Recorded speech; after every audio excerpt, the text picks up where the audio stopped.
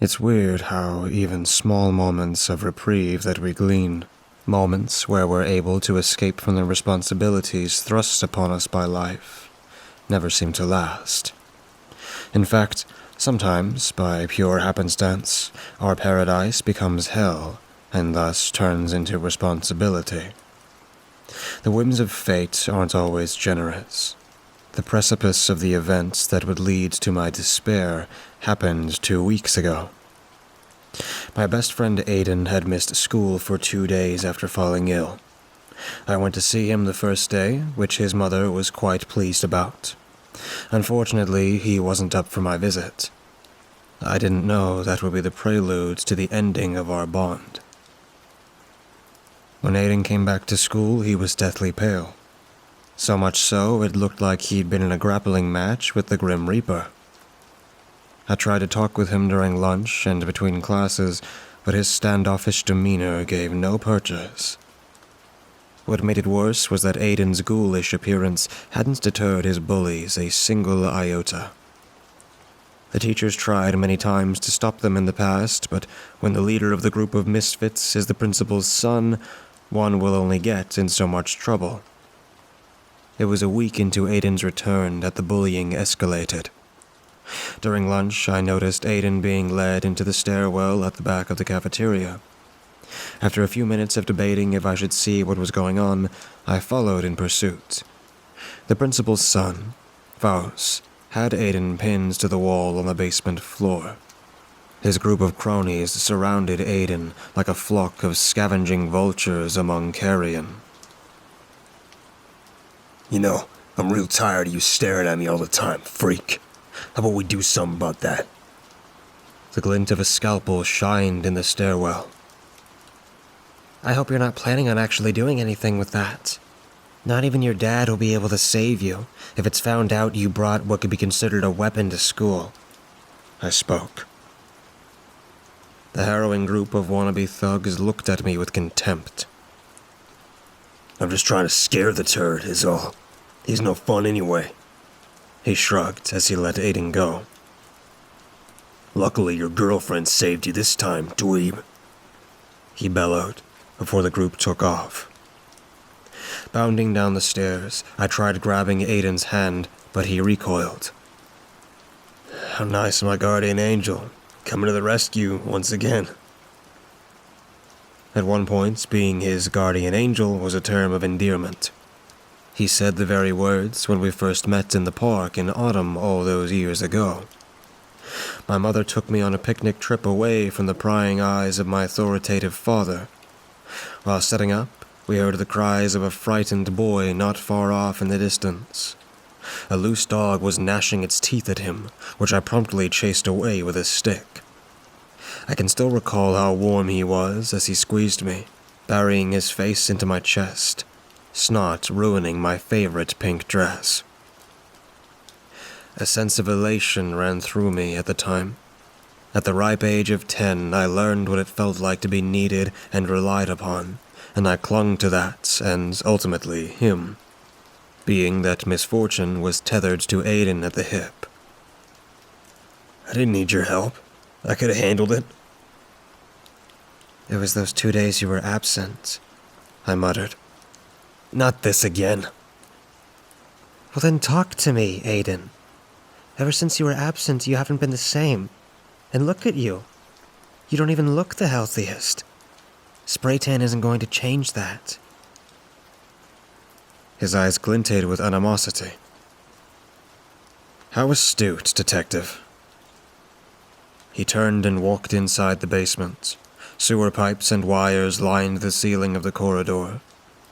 To the left lay the boiler room, and there was a closed-off gate to the right, barring further entry. Priscilla, do you know why they closed this area off? No? The principal said the basement was never fully finished because there were too many rats down here. And perhaps there's some truth, but it's just that. A half-truth. This hallway used to function as another floor of the school. There were a bunch of abandoned classrooms and even a gymnasium at the end of the corridor just below the cemetery across the street. Chills ran up my spine. You mean you actually trespassed? He shrugged. It wasn't exactly hard to pick the lock. That's not the point, Aiden. It could be really dangerous down here. You know how scary the dark is. I stammered, balling my fist. I've been in darkness all my life. There's nothing down here that'd make things worse. That's not true. I've been here, haven't I? He whispered something under his breath that was hardly discernible, and I only managed to catch the tail end of it. Not when I needed you most. He pivoted to face me, hand still clutching the gate. What do you think happened here? He waited for a response that didn't come and flashed a toothy smile. Maybe all those years ago, the dead found their way down here and devoured all the kids. Stop. Maybe it's because of that school shooter that slaughtered all the children and teachers down here in the 80s, he inquired. Aiden. Think some of the funerals happened in the cemetery across the street? It's eerie, isn't it?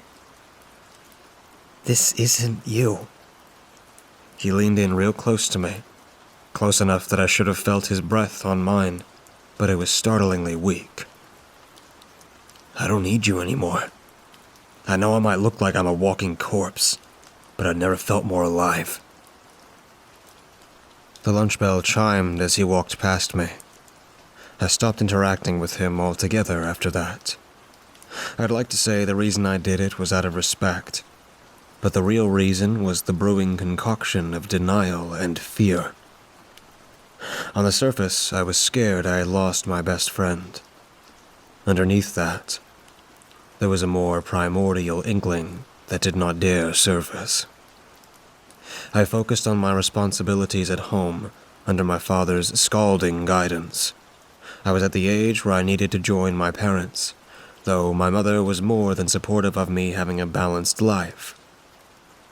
Any extra time I had was allotted towards schoolwork. On occasion, memories of Aiden echoed through my head. How we often played together. The infrequent times I stayed at his house for sleepovers, staying up late into the night watching cartoons. We were two kids brought together through loneliness, both outsiders, albeit for different reasons. It was the beginning of 7th period when Miss Camille did a roll call, that the hairs on my neck stood on end. Aiden and Faust were both missing. Grabbing my backpack, I bolted out of the classroom, swiveling down the corridor as I made for the stairs. My fears were realized when I saw the gate in the basement ajar. Nothing but a sea of darkness yawned in front of me. The smell of copper wafted from the oppressive void, tinting my nostrils. Retrieving the flashlight from my backpack, I pressed forward, the scuttling and squeaking of rats in the pipes accompanying me through the journey of the unknown. The scent got stronger with each classroom I passed. I soon found myself upon the first corpse lying against the wall. Poor Rick's neck was torn open, fleshy strands of sinew being the only thing holding the head to the torso.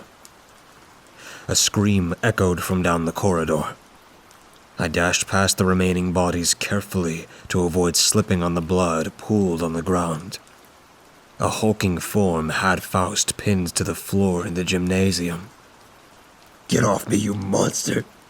You killed them! You killed them all! He screamed in primal despair. A demonic chuckle escaped from the beast's lips. How have the strong fallen? Poetic justice, isn't it, Priscilla? He asked, not even turning to look at me. Aiden, what are you? Help get this thing off me! I don't want to die! A cold sweat ran down my face, knees buckling, intestines looped in knots. It was hard to breathe, and took every fiber in my being to remain standing. As if. You don't deserve to have it that easy. Aiden snarled. Aiden's gnarled hand grabbed Faust by his jaw and pried his mouth open with the other. Then he retched. A mass of sanguine tar spilled from his mouth in a river of blood, leaving Faust no choice but to swallow the putrid iron. Faust went into a fit of convulsions before his eyes rolled in the back of his head. Aiden's neck snapped back, demonic eyes fixed on me. His towering form rose off of Faust as he began approaching me. A mist of red escaped his mouth with every exhale. Don't worry. I didn't kill him. He'll be up soon enough. It's lonely, you know. My progenitor hasn't even showed herself since the night she turned me. He chuckled. I'm just that much of a burden, huh? I backed away slowly. What's wrong, Priscilla? It's just your best friend. His eyes were the color of harrowing crimson, pupils slit like diamonds. Blood caked his lips, and fangs glinted in the beam of my flashlight. He began advancing on me like a lion stalking its prey. Every step he made was 1 second closer to the end. The Grim Reaper claimed him. Now he was the embodiment of death itself, and he was coming for me. What are you planning to do? Once the bodies down here are discovered, you'll be the prime suspect. And do you honestly believe law enforcement will be able to stop me? This can't be. I shook my head, retreating slowly. This was all one long nightmare. In a flash, he was upon me. The flashlight fell out of my hand, casting an eerie shadow as he pinned me to the floor. Bloodlust radiated from his form. The corrupt black veins in his face pulsed beneath his crimson-soaked skin. You're so beautiful, quivering like that. My sweet angel. His black talon traced my jawline. Pushing my face to the side, he leaned in, burying his face in my neck. He planted a kiss of death on my carotid artery, whetting his appetite. You smell delicious. He pulled back and licked his lips.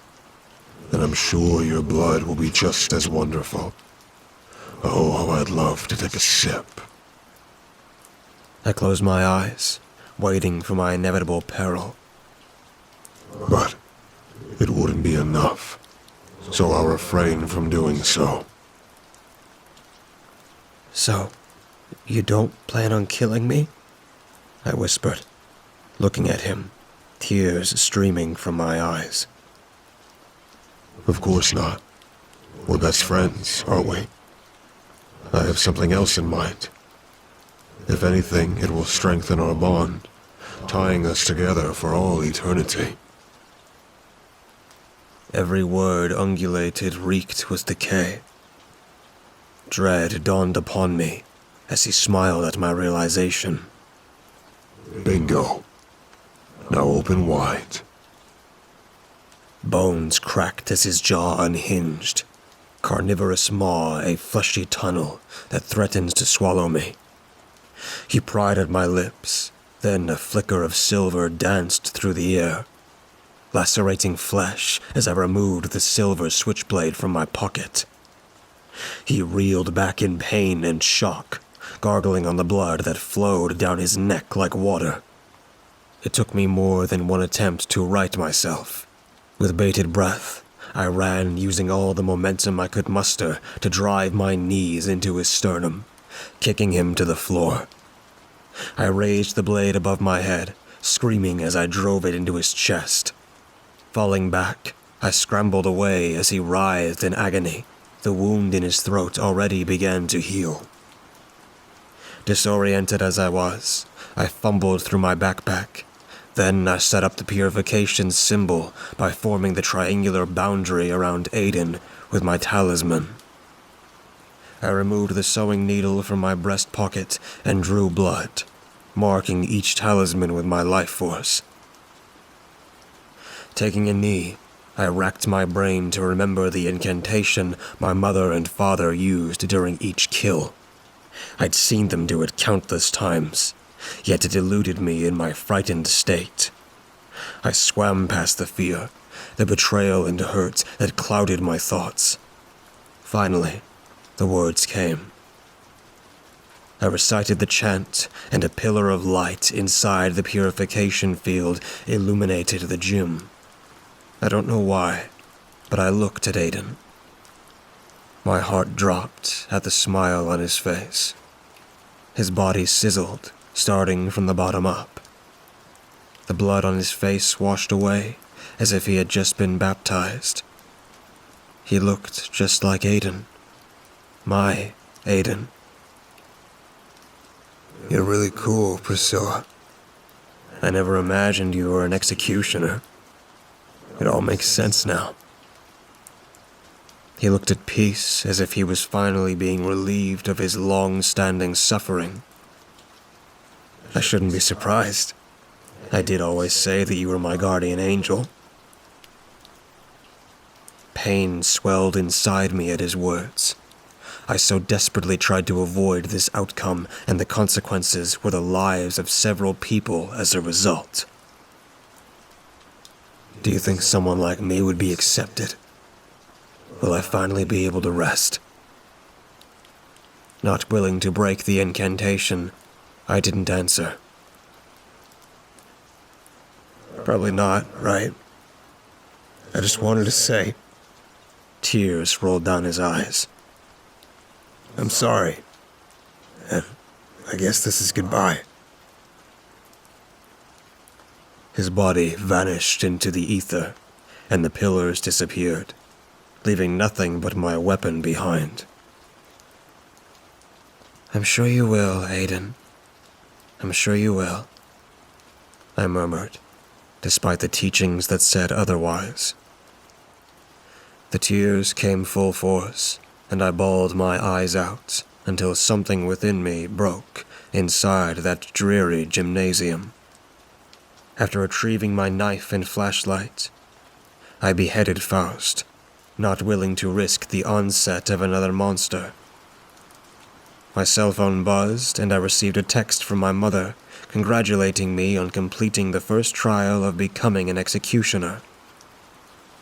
I had failed to be his guardian angel, and now I am only an angel of death.